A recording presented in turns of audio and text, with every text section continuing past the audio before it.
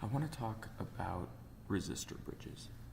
A resistor bridge is a combination of any two or more resistors that when combined have a different resistance value than any one of those resistors by themselves.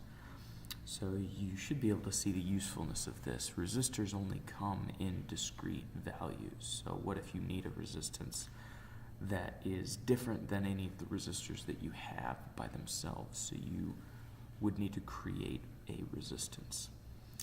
So you do that by building a resistor bridge. So let's take a look at a couple of examples real quick. Okay, so here I have a couple of resistors. All right, I have a 22 ohm resistor. So you can see the bands are red, red, black, gold. And I have a 1000 ohm resistor. That's brown, black, black, brown. And I have a 10,000 ohm resistor. That's brown, black, black, red. So I have 22 ohms, I have 1,000 ohms, and I have 10,000 ohms. But what if I need, say, 1,100 or 11,000 ohms? So I have 1,000 and I have 10,000, but I don't have an 11,000 ohm resistor. Well, if I needed to get 11,000 ohms, we're going to go back to remembering how to connect components in series. When you combine resistances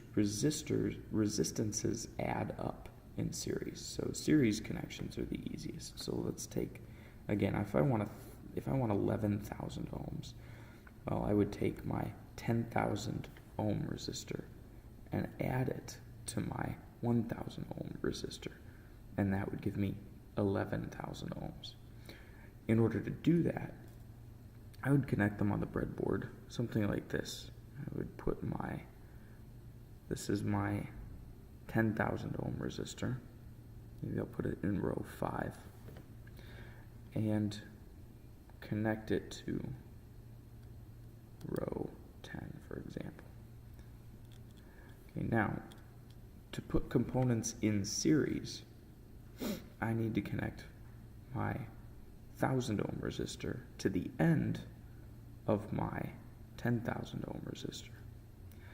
And then I would need to put this and end it on a different row. Now, if I were to test the resistance between row 5 and row 15, I would read 11,000 ohms. So that's a way to do it in series.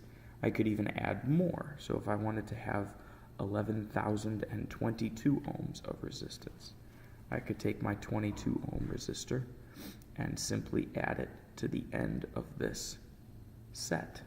So I would put it first in row 15, and then I could bend it down and put it in a different row. In this case, I'm going to put it in row 20.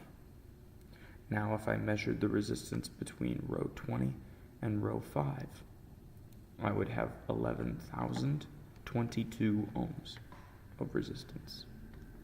Okay? So that's connecting in series. That's the simplest one, just adding them all up. Now, if you remember, when you add resistors in parallel, you have to consider the equation. Okay, so you can look in your notebooks for the equation for resistors in parallel.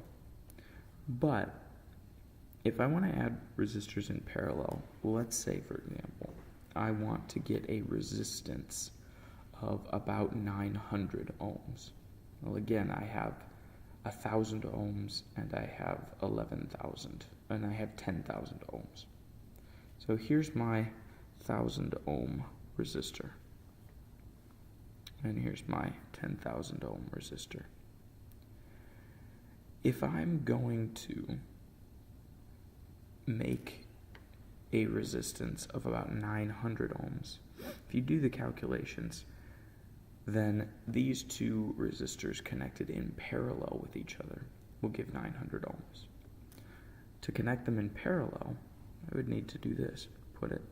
Maybe put one in row 5, connect it to row 10 like I did before.